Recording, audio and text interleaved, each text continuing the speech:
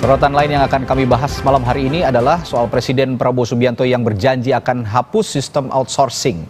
Menaker Yasir Lee sebut outsourcing lahirkan banyak masalah, sementara pengusaha berharap pemerintah tidak buru-buru soal kebijakan outsourcing ini.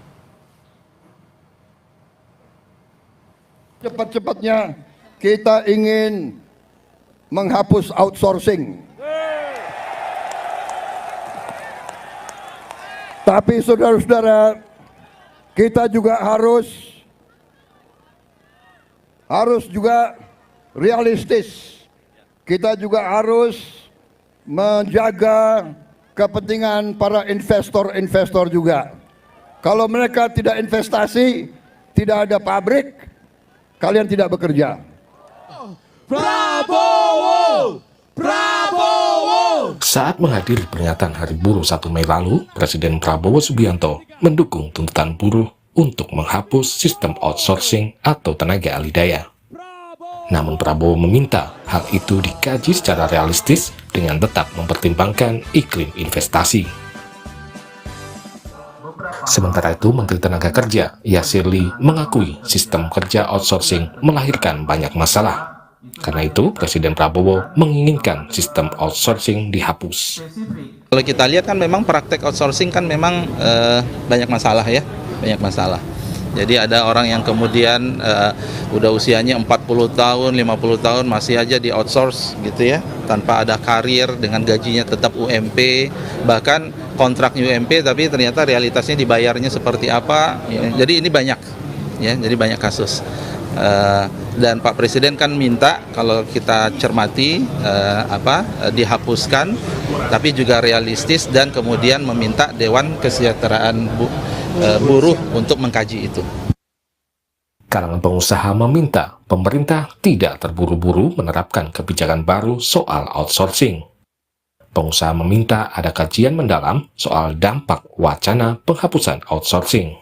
Kita dari dunia usaha menganjurkan supaya ada pihak ketiga ya yang melakukan analisa secara teknokratis ya mengenai outsourcing ini gitu loh, baik dari sistem maupun dari pelaksanaannya. Nah, kalau dulu setiap regulasi yang ada itu selalu ada namanya RIA, Regulatory Impact Analysis. Nah, kita juga berharap agar jangan terburu-buru kalau ada apa-apa kan langsung reaktif ya. Outsourcing ini kan sebenarnya distribusi kegiatan ekonomi. Jadi jangan sampai kegiatan ekonomi ini hanya dikuasai di satu tangan. Ya, dengan adanya outsourcing ini kan sebenarnya bagi-bagi rezeki gitu loh. Ya, dan umumnya pelaku outsourcing ini perusahaan kecil dan menengah gitu. Kementerian Ketenagakerjaan saat ini masih menyusun peraturan menteri terkait outsourcing. Menteri Yasir Lee menyebut arahan Presiden Prabowo akan menjadi landasan dalam penyusunan peraturan tersebut. Tim Liputan, Kompas TV.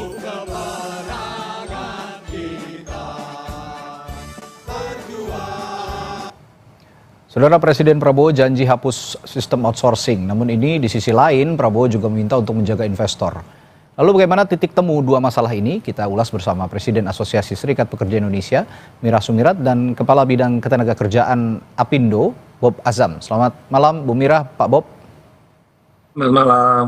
Ya, saya ke Pak Bob dulu. Pak Bob, dengan adanya pernyataan dari Pak Prabowo ingin menghapus outsourcing, sebenarnya saya ingin bertanya dulu, implikasinya bagi dunia usaha apa sih yang paling sangat terasa?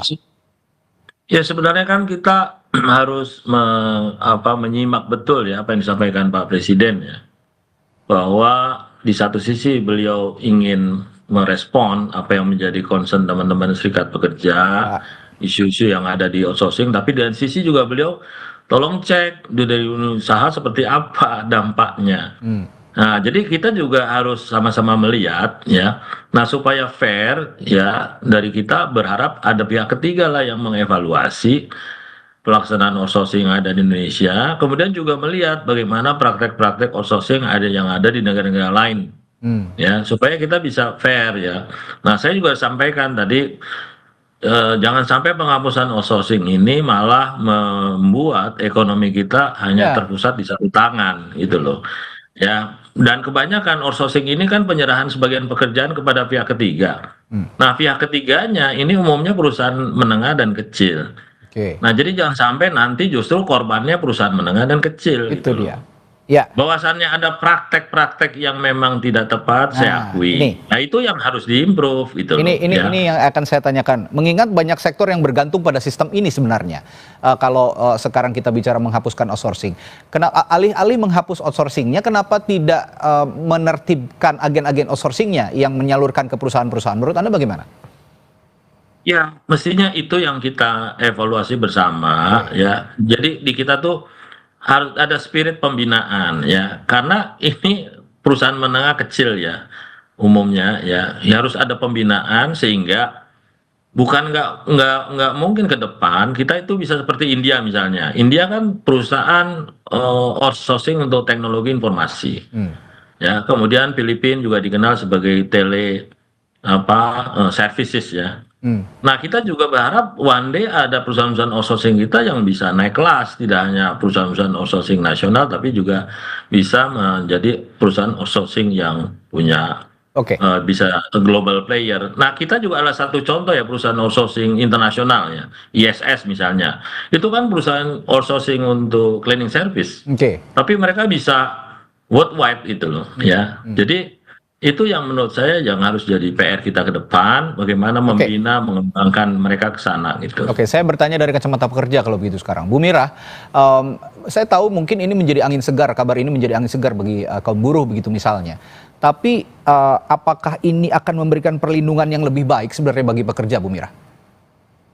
Ya, sebelumnya saya ingin menyampaikan dulu bahwa di Undang-Undang Tenaga Kerja nomor 13 tahun 2003 itu kan hanya dibatasi 5 jenis pekerjaan saja tuh, security, cleaning, kemudian driver, mining, dan catering.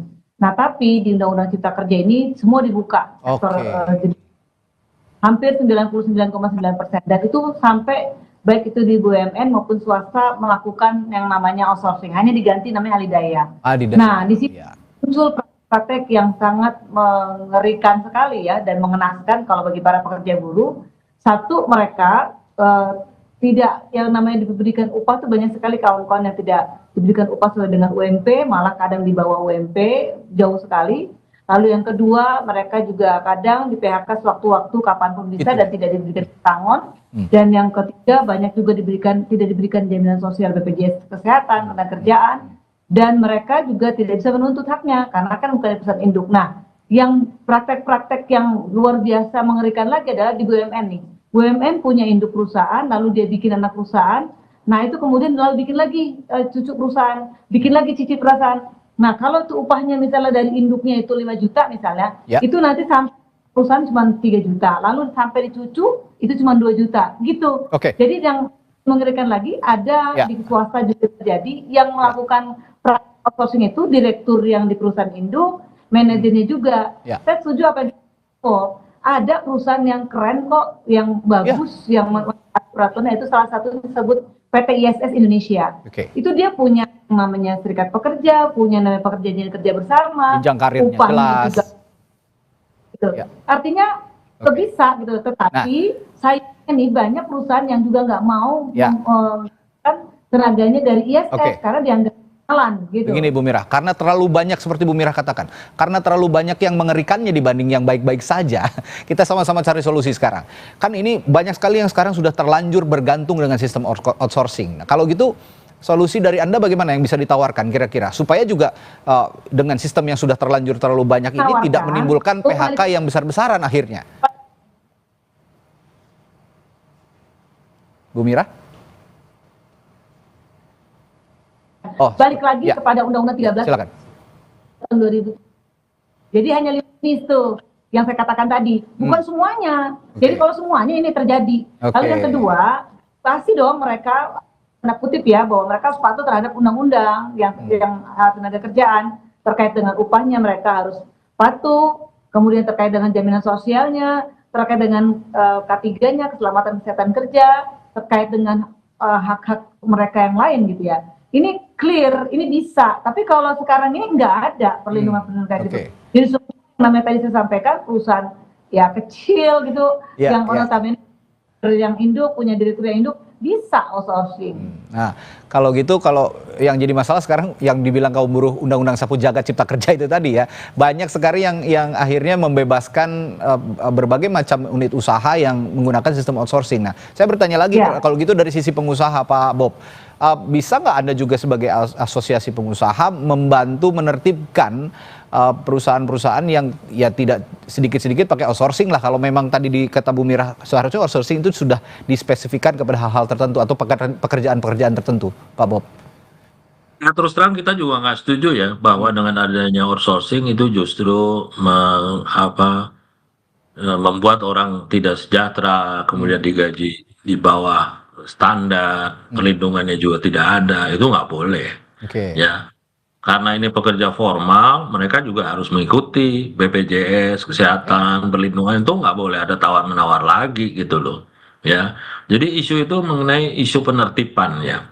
Nah, saya juga sudah mengusulkan kepada pemerintah untuk melakukan sertifikasi perusahaan-perusahaan. Ya, mulai disertifikasi pelaku hubungan industrialnya. Jadi banyak praktek-praktek itu terjadi yang karena dikelola secara tidak profesional ya. Ya maklum lah, mungkin pengelolaan SDM kita masih ketinggalan. Ini yang menjadi PR kita. Oleh karena itu, kita dari Apindo juga bekerja sama dengan pemerintah, berusaha untuk melakukan sertifikasi untuk pelaku hubungan industrial. Supaya mereka mengerti aspek-aspek SDM, kemudian juga peraturan perundangan yang ada. Ya, jadi teori SDM modern itu nggak ada pikiran untuk mendapat keuntungan dengan mengurangi kesejahteraan buruhnya, itu nggak ada.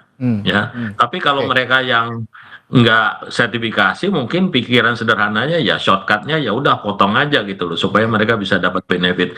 Nah, ini yang menurut saya harus dibina, harus dikembangkan gitu loh ya. Banyak perusahaan outsourcing yang tidak dikelola dengan baik, atau Pak Bob jangan-jangan terlalu banyak angkatan kerja kita juga yang membutuhkan pekerjaan sehingga ya desperate akhirnya oke lah ada outsourcing apa aja diambil gitu loh.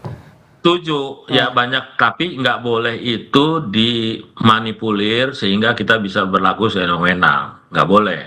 Ya, kita juga dari Apindo menolak ya eksploitasi buruh. Ya, kita harus jaga harkat dan martabat mereka gitu loh. Ya.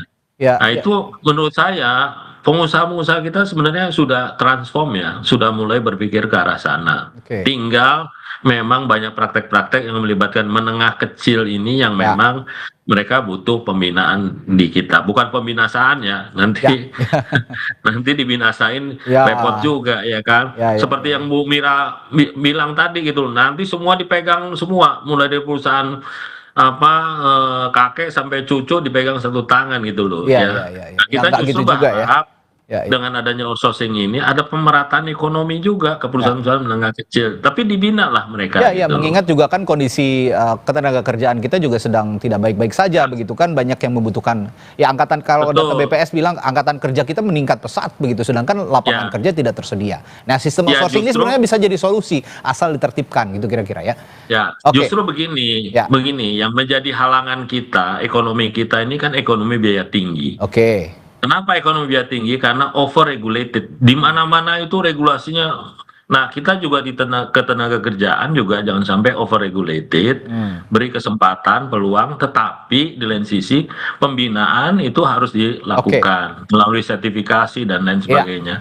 Kita dari Apindo juga sudah menawarkan ke pemerintah, jangan Apindo dimintain kewajibannya saja, ya tanggung jawabnya, tapi nggak dikasih kewenangan, ya kan? Nah, kalau kita dikasih kewenangan bahwa kita harus mensertifikasi, kita sertifikasi itu perusahaan, ya. Kalau nggak ada sertifikasi Apindo misalnya nggak bisa mereka melakukan itu, kan kita bisa. Bu Mira, solusi sertifikasi ini menurut Bu Mira bagaimana? Sudah cukup membantu untuk menertibkan outsourcing yang nakal?